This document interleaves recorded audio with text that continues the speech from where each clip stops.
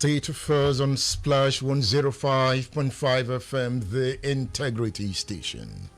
Omoyele Sowore, the leader of African Action Congress, is on State Affairs.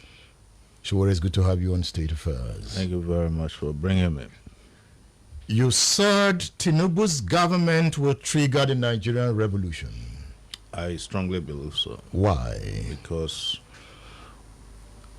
revolutions brew over time, and there's always a spark that makes them happen.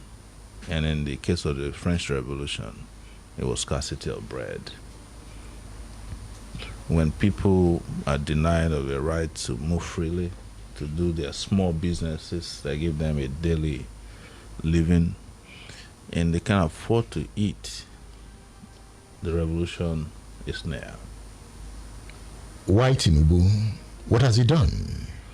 Tinubu, in 54 days of being in power, has introduced the highest level of suffering that's dislocated, policies, I would say, that's dislocated the economy in such a way that there's nobody in doubt as of today that the government didn't mean well for the nation.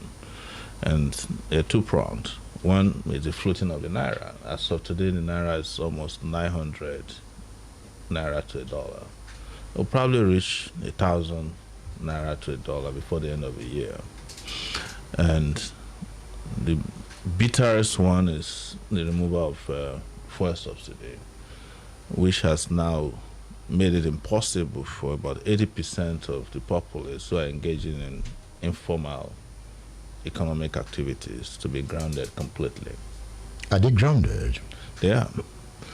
If people cannot afford to buy fuel to the point that they have to walk to and from work, then they are grounded. If people can no longer move from one place to the other to do their business because they've been priced out of their ability to do so, they are grounded. If people don't have wages that can support their basic needs, they are grounded. And there's no question about that as of today. And you can see that an attempt to introduce palliatives fell flat on its face almost as soon as it was introduced. You see palliative as insult to the Nigerian people. It is an insult, but most importantly is to technically understand palliatives. It is actually a medical terminology for splashing water on a disease that you don't want to cure. In the US, when they say somebody is undergoing palliative care, it's an end-of-life type of care. That is for diseases that can be cured or won't be cured.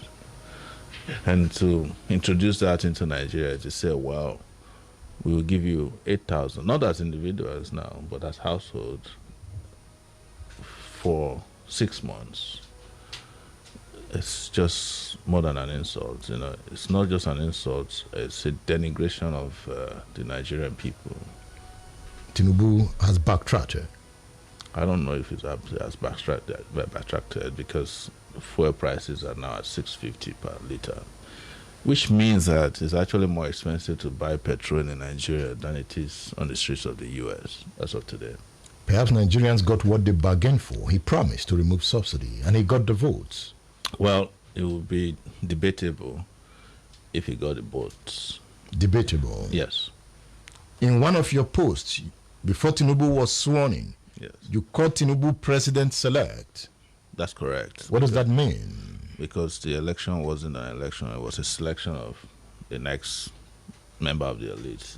But you contested in the election. That's exactly why I have a better grip of what happened. What happened? There wasn't an election. That's what happened. There was a selection process. Who selected him? The INEC and whomever, all in the composition that made this grand theft happen. Grand theft? Yes. Would you have won that election? You don't ask who will win an election that didn't happen. An election you contested in? I told you, I contested in an election, but the people who organized the election did not conduct an election. They conducted a selection. That's been my position since the end of the electoral cycle in February. I've been thinking. Yes. Sowore calls for revolution now. What do you mean by revolution? It's very simple. It is a total overhaul of a system of oppression, subjugation, and denial that's been our lives. It's to make a U-turn from that process and to do so by any means necessary. Did you say any means? Yes. Democratic means, you mean? Well, I do not have any other means that I've used beyond democratic means because I had to defend this in detention and in court. So you stand for democratic revolution? A revolution is a revolution. And I do not need to attach other adjectives to it. But you need to explain it. I've explained it many times. It's contained even in my statement of trial. Explain it to me. Well, I have just explained to you that this country doesn't work for Nigerian people and they need to change course and do so by any means necessary. Have you studied revolutions? I have studied revolutions. I know you have. Yes. Do you like the consequences of revolutions? There is nothing that has worse consequences than bad governance. You remember the reign of terror in France? I am telling you that there's nothing worse than what we've been through in this country since last. The French Revolution led to the reign of terror. You do not know about the French Revolution more than I do. I know you have studied the Russian Revolution. Exactly. I've studied, this Russian Revolution. I've studied the Cuban Revolution. It produced the killer instantly. And I've studied the American Revolution as well. So what is important for you to know is that all these countries that we have mentioned have been through revolutions at one time or the other. We haven't. That is probably why we are debating which one will work for us or not. But I'm saying to you categorically that there's nothing worse than what we are going through. And there's nothing a revolution will give you that is not better than what we're going through now. Do you have the intellectual core to trigger the revolution you want in Nigeria? I don't know who does, and I do not ascribe any intellectual capacity that is special to myself. But I know that we need a revolution, and I've committed my life towards making sure we have one. But for revolution to happen, you need an intellectual core. There is more than an intellectual core. Ready for revolution? Absolutely. Where are they? Well, you wait and see when the revolution happens. You have called for it. It did not happen. Why did you think that they were scared of a revolution in 2019 when I called for it? Because they understand that we are ready for it. And I was arrested and detained for 5 months over it. Like I told you, I underwent interrogations. I was brought to court. I was abducted in front of a judge. You were arrested or abducted? I was abducted and re-abducted in front of a judge in a courtroom, which you're aware of. So the moments are right before you. They're happening before you. The question is, what you understand to be a revolution and what I believe will be a revolution. But I will not deny that the revolution that we're calling for hasn't happened first, yet. It hasn't happened. It hasn't. Is it something like NSAS? Well, maybe it could be something like that, but NSAS is also not a revolution yet. Revolutions are a series of events over time before they finally birth. Because I'm saying perhaps Nigerians don't understand you. So you need to explain to them what you mean by revolution now. I don't think Nigerians don't understand me. You understand? I think what because you call for it, they don't follow. No, it's actually not true that they don't follow, because the revolution that I called for in 2019 had 26 cities participating in Nigeria, and it's not that they just participated. Persons who participated, the leaders of those revolutionary actions, were arrested and tried in various courtrooms across Nigeria, including here in Oyo State, in Ogun State, in Abuja, in Edo State, in Port Harcourt. People were arrested. Some were tried, some weren't tried. So you can't say that people didn't follow.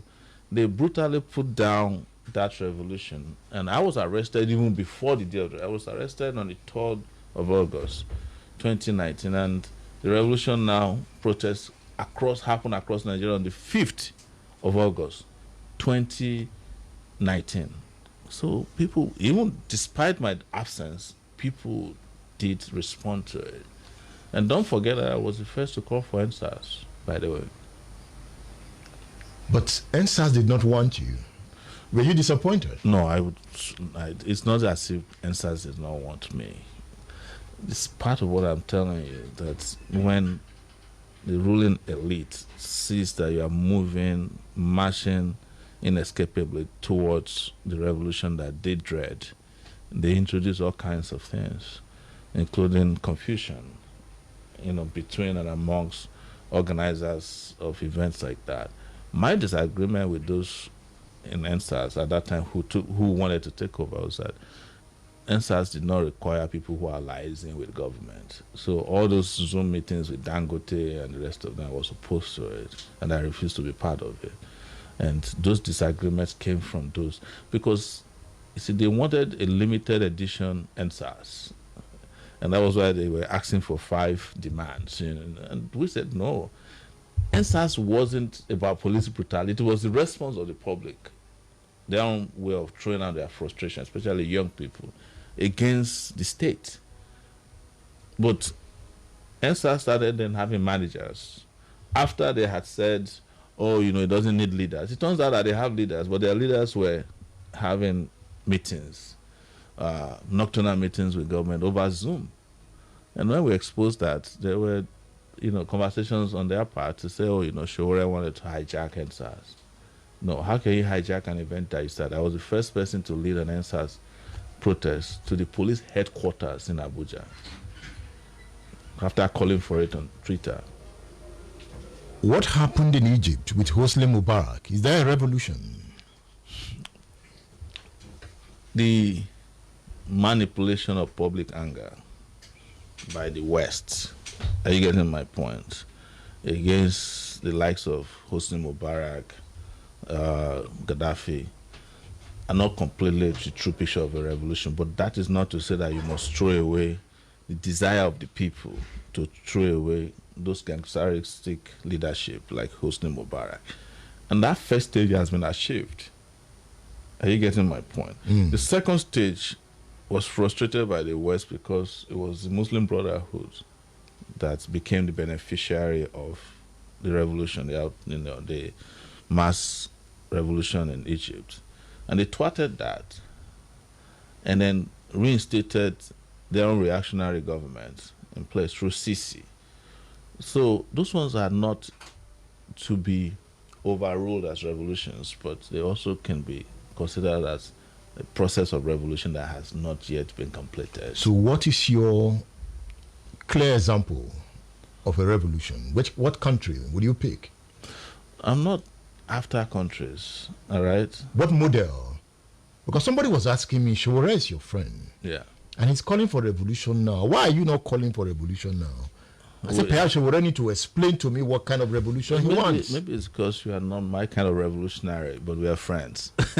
so I want to know what maybe you want. Maybe you don't want to risk everything. What do you want? A revolutionary is a person who is willing to risk everything. Are you a Joseph Stanley? Maybe you haven't reached that point. Are you a Joseph Stanley? That's Russia, yes. Are you a Stanley? No, I'm not. I'm not a Stalinist. You understand? I'm Sowore Omoyele. I'm a Nigerian. I am not trying. Are you a Hugo Chavez? No, I'm not trying to be anybody else. You are Sowore? I have peculiar circumstances. I have a country. It has its own topography. It has its own weather. It has its own people. It has ethnicity. It has religion. It has contradictions. You understand that we have to resolve by our own revolutionary. It is when we are done that our own become a model to be followed by others. When you are done, yes, you are in court, right? I'm in court. It's part of the processes of revolutionary development. And the court has seized your national passport. That's true. So you cannot travel out of Nigeria. I can travel out of Nigeria, but I don't have to travel out of Nigeria to make a revolution happen in Nigeria. The passport is a piece of paper. But you want the passport. You were in court recently demanding the passport. Because the passport belongs to me as a citizen of Nigeria. Because my you want to passport travel. is not supposed to be seized at all. No, it's not because I want to travel. Have you seen your children in recent time? I haven't seen my children in recent time, but I've seen them. How? Digitally. No, have you touched them? I haven't. You know, there's also a digital touch. But they can come home. They can come to Nigeria if they want. You don't want them to come home? They have their own lives to live. I have my own life to live. Are you getting my point? I don't have to see. What is the simplest way to explain is that this is not a battle for children. Yes, it's a battle for adults. When the children get to their own challenges, they will face it. How is your wife? She's doing well. You miss her? I do, of course. You want to see her? I would love to see her, and I'm sure she would love to see me, yeah.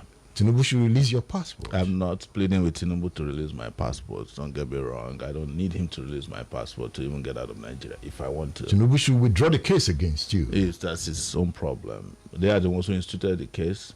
When they are tired, they will withdraw it. The case never went anywhere anyways. We've been at it for 4 years. Only one witness from the federal government that testified against the federal government. The case has been reassigned 3 times, so this is the 3rd judge that we're on. What did the judge tell you the last time? That we have to be rearranged again in October. In October? Yes. How do you feel? I don't feel any differently from when I was first arraigned for opposing military rule when I was in the University of Lagos. Have you been financially strangulated? No, I can't be financially strangulated because my life doesn't depend on money.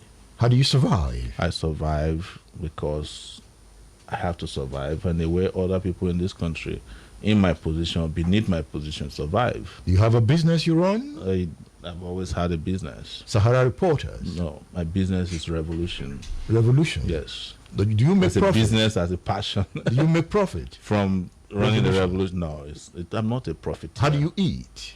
Food is not my problem because I am not a greedy person. I'm not a gluttonous person. I eat just like everybody on the streets of Nigeria. I eat what I can find. You have decided to face the war. That's the way I have decided to live my life. And one option is that the wall must come down. It's down already, but we need to march around it. It's down? Yes. Are you sure? I am sure. I'm pretty good that most of it is down already. It has collapsed, but it needs to fall. How do you feel when policemen attack you? I don't feel any different. They've been attacking me since when I was 18 years old. Are you not tired? Well, if those who are oppressing us are not tired, those who are resisting oppression cannot get tired. You remember that policewoman? I do. What did she do to you? Well, she shot me at close range with a riot gun, a tear gas gun, and it tore into my lap, into my thigh. I saw the pain written all over your face. Nigeria is a painful place. Should I say sorry? No, you don't have to. There's nothing to pity me for or pity me about. I feel sorry for her. I feel sorry for the security agencies who have to do these dirty jobs. Why did you meet Nnamdi Kanu? What is the deal? Nnamdi Kanu is a leader of a social movement, and I am also a leader of a social movement. My meeting with him in 2019 was to get him or encourage him to let's partner together. Partner to do what? To fight the revolution. And I break up Nigeria. Breaking up Nigeria for me wasn't an idea that was fascinating, because if you break up Nigeria, it's like breaking up a big problem into smaller pieces. That's what Nnamdi Kanu stands for. Well, that's what you heard he stands for. But what he told me he stands for is justice for Biafrans, which is translated in his view that the only way he can achieve that is to break up from Nigeria. But my own duty is to say, look, I'm a Pan-Africanist. The entire African continent for me as a nation is not even big enough. So Africa is a country? I want an Africa that is a country with one currency, with the same transportation system, so that I can go to Joburg or Senegal and come back the same day without a passport officer or customs stopping me on the way, except for if there are security suspicions. They just board the train, check, and get off the next bus stop. William Ruto is giving you that license soon. I don't believe in William Ruto. I don't believe in all these African, leaders who parrot Pan-Africanism when they're engaging in oppression at home. William Ruto is doing what Tinubu is doing in Nigeria, just increase, taxes on petroleum products, and the people of Kenya are hurting, but they're also protesting as we speak, and they're attacking them. That, for me, is not a revolutionary example of leadership. You were able to raise 40 million naira for your election. That's right. And you gave account of it. I do that every time I run for election, which is twice now. Is that what you call transparency and accountability? It's way more than that for me, It's something that you don't have to be told. If I was a U.S. politician, I wouldn't even have the option to decide whether I want to release that or not. I must. And that's where we must get to. If you are raising money from the public for election, you must explain how the money is spent. It is not something, I'm not doing the public a favor. I'm the one who went to them and asked for their donation. They have a right to know what I do with their money. 40 million? Yes. Perhaps somebody said you're not even ready to be president. Well, because 40 million cannot take you anywhere. Because people feel like you have to spend 40 billion to get to become president, or even more than that. But that's, I heard this last people in APC and PDP and even Labour Party spent close to $1 trillion. Yes. But that's the reason why we're where we are. I spent 40 million and I made the impact that I believe would have saved the country.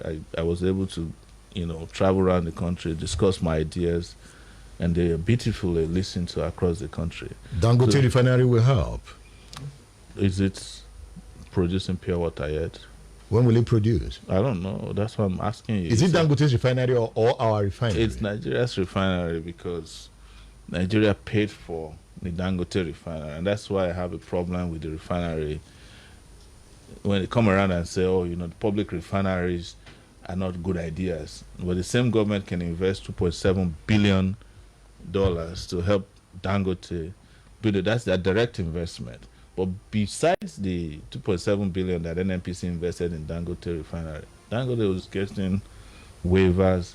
They get a different exchange rate. They own the country, right? Well, I believe they own the country. And you want to take it back? We have to. I will give you a book.